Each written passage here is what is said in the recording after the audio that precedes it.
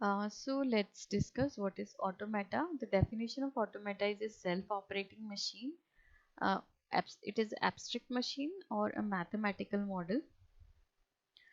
तो automata को represent करने के लिए 5 tuples use होते हैं.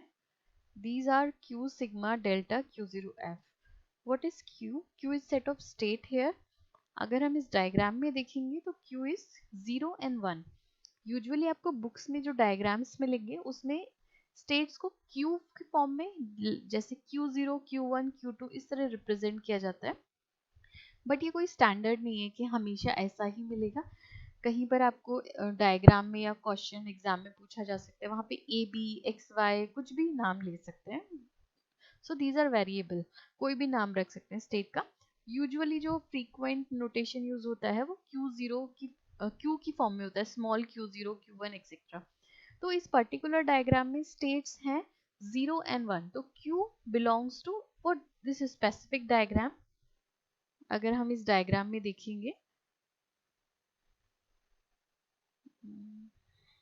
जस्ट अ मिनट, तो इस पर्टिकुलर डायग्राम के लिए Q बिलोंग्स टू 0, 1. ये स्टेट्स हैं. यूजुअली 0, 1 स्टेट यूज नहीं करते क्योंकि वो इनपुट सिंबल भी हैं. तो बेटर है हम Q या कोई अल्फाबेट फॉर्म में लें. Second tuple is sigma. Sigma is input symbol.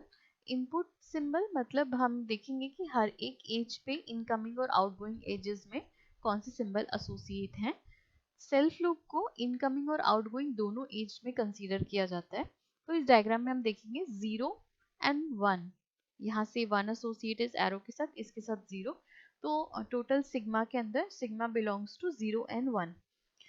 Delta is transition state, transition function. So transition function क्या होता है ये अभी हम डिस्कस करते हैं. फाइनाइट, हम अभी फाइनाइट स्टेट मशीन पढ़ रहे हैं. इसके दो टाइप होते हैं, एनएफए एंड डीएफए. दोनों ही 5 टपल मशीन है. फाइनाइट ऑटोमेटा जैसे बोल रहे हैं 5 टपल मशीन है, तो डीएफए और एनएफए दोनों फाइनाइट ऑटोमेटा के अंदर आता है. तो दोनों 5 टपल मशीन है. एंड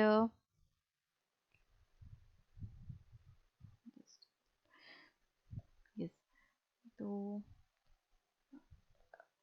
एफए के अंदर आता है DFA, that is deterministic finite automata, and NFA meaning non-deterministic finite automata. DFA वो होता है जहाँ पर उसका बिहेवियर डिटर्मिनिस्टिक है. अगर रियल लाइफ एग्जाम्पल लें, जैसे अगर आप एटीएम मशीन में 5000 डालेंगे तो 5000 रुपीज ही निकलेंगे. मतलब एक इनपुट के बाद का एक ही आउटपुट.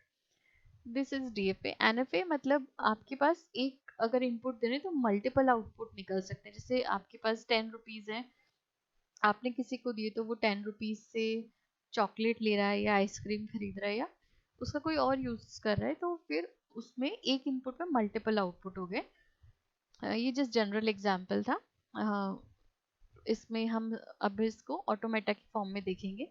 तो जब हम बोलते हैं कि फाइनल ऑटोमेटा 5 टपल मशीन है, तो वो पांचों टपल इन दोनों में होते हैं. जो डेल्टा ट्रांजिशन फंक्शन है उसका फॉर्मूला डीएफए एंड एनएफए के लिए अलग होगा. डीएफए के लिए फॉर्मूला होता है Q, दैट इज स्टेट जो अभी हमने पढ़ा था. Q पे मल्टीप्लाई सिग्मा. Q पे एक इनपुट दिया, स्टेट पे एक इनपुट दिया, तो हम एक ही स्टेट पे पहुंचेंगे. Q एक अनदर स्टेट है, एक स्टेट पे एक इनपुट दिया तो एक स्टेट पे पहुंचेंगे. एनएफए में ये हो जाएगा, अगर एक स्टेट पे एक इनपुट दिया तो हम मोर देन वन स्टेट पे पहुंच सकते हैं. तो मोर देन वन को यहाँ सुपर सेट से दिखाया 2 to the power Q. मतलब ये एक से ज्यादा स्टेट है, तो इसीलिए इसका बिहेवियर नॉन डिटर्मिनिस्टिक है. हम डायग्राम में एनएफए और डीएफए कैसे समझते हैं. अगर किसी डायग्राम में एन स्टेट है, हम यहाँ 2 स्टेट कंसीडर कर रहे हैं. फाइनल स्टेट को हमेशा डबल सर्कल से रिप्रेजेंट किया जाता है और इनिशियल स्टेट को एरो के साथ. इनके कुछ भी नाम रख सकते हैं. यूजुअली जो नाम पैटर्न यूज होता है वही हम रख रहे हैं. तो ये Q0 एंड Q1. फाइन. तो अगर हमें दे रखा है कि इनपुट सिंबल जो इस क्वेश्चन के लिए है वो 0, 1 है, तो डीएफए का कंडीशन है कि हर एक स्टेट से हर एक इनपुट सिंबल की एक आउटगोइंग एज जाना चाहिए और वो एक ही जाना चाहिए, एक से कम भी नहीं, एक से ज़्यादा भी नहीं। इसे समझते हैं। अगर यहाँ दो इनपुट सिंबल है 0 1, तो Q0 से 0 भी जाना चाहिए कहीं ना कहीं आउटगोइंग और 1 भी जाना चाहिए। जैसे एक हमने यहाँ 0 लगा दिया, क्योंकि ये सेल्फ लूप है तो वो इनकमिंग और आउटगोइंग दोनों है। सॉरी, यहाँ पे 1 लगा दिया और ये 0 लगा दिया, तो Q0 से दोनों आउटगोइंग जा रही है 0 1 की, तो Q0 ठीक है DFA के लिए। Q1 पर भी हम एक 0 का एज ऐड कर दें और एक 1 के लिए, तो अब ये DFA है। मतलब Q0 पर भी दोनों इनपुट हैं, Q0 से भी 0 एंड 1 दोनों जा रही है आउटगोइंग, एंड Q1 पर भी 0 एंड 1 जा रहा है, तो ये DFA है। अगर मैं यहाँ से एक इनपुट हटा देती हूँ, अब क्या हो जाएगा, Q0 से आउटगोइंग 0 जा रहा है पर Q0 से 1 पे पता नहीं है हम कहाँ जाएंगे। Q0 से 1 देकर हम कहीं नहीं जा रहे, तो एक क्वेश्चन मार्क बन गया कि Q0 पे 1 देके कहाँ जाएंगे।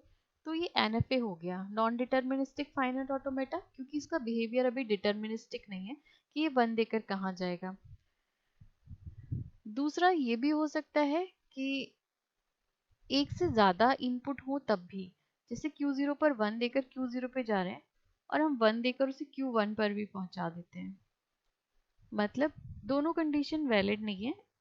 इनपुट एक से ज़्यादा भी नहीं होना चाहिए, एक से कम भी नहीं, एग्जैक्ट 1। जब Q0 पर एक बार 1 दे रहे हैं तो वो वैलिड है, DFA है। एक से कम 1 दे रहे हैं यानी 1 हटा दिया तो भी NFA है। अब हमने एक से ज़्यादा बार 1 दे दिया, अब Q0 पर 1 देकर हम Q0 पर आ रहे हैं एंड Q1 पर जा रहे हैं, तो 1 इनपुट देने पर हमारे पास दो ऑप्शन हो रहे हैं, खुद Q0 एंड दूसरा Q1। देन भी ये NFA हो गया, क्योंकि 1 देने पर हम डिटरमाइन नहीं कर सकते, इसका बिहेवियर डिटर्मिनिस्टिक नहीं है कि ये कौन सी स्टेट पर जाएगा। 0 पर डिटर्मिनिस्टिक है कि Q1 पर जाएगा, एंड Q1 पर भी 0 एंड 1 पर एक ही स्टेट पे जा रहा है। Q0 पे 0 से Q1 पे, Q0 से Q1 पर ही जा रहा है, एंड 1 देने से Q0 पर जा रहा है। तो एक इनपुट से एक स्टेट पे जा रहा है तो वो डिटर्मिनिस्टिक DFA है, और अगर नहीं जा रहा है तो NFA।